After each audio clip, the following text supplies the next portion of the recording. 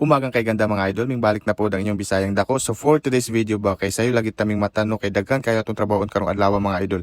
So anyway mga idol no, nagluto di ay kog hotdog ba pang ulam sa mga bata kay ila lagi paborito no. Kapan lagi ani mga bata mga idol no, lagi ang ulam ang ubos pero yung kanin kaunti lang lagi nababawas. So ang ending mga idol, ang alaga naming aso na si Pau Pau ang taga-ubos ng baon.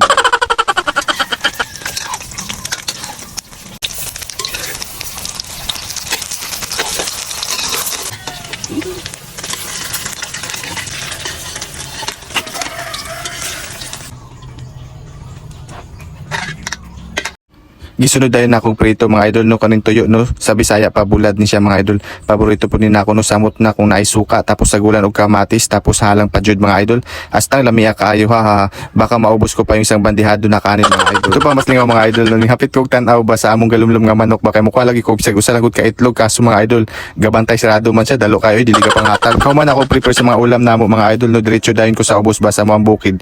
Gapangita og tayo sa baka lagi kay kuno kani mga bata ba na daw sila project sa school. Dali ragod ko nakakita mga idol kay daghan man tayo sa ubos. Ako ragod gikinamot. Anyway, basin makaingon mo og luod ba.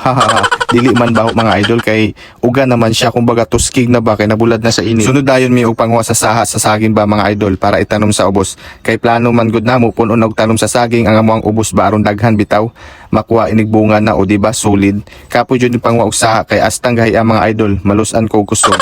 Joke lang bitaw mga idol oy. Dili ako kutob. Ayaw na mo kalimot og follow sa ako page. Pa-like and share na pud ba. Aron ganahan pud ta og upload sa mga video. Pakapindi lang gud ninyo og gustar mga idol. Atik lang gud.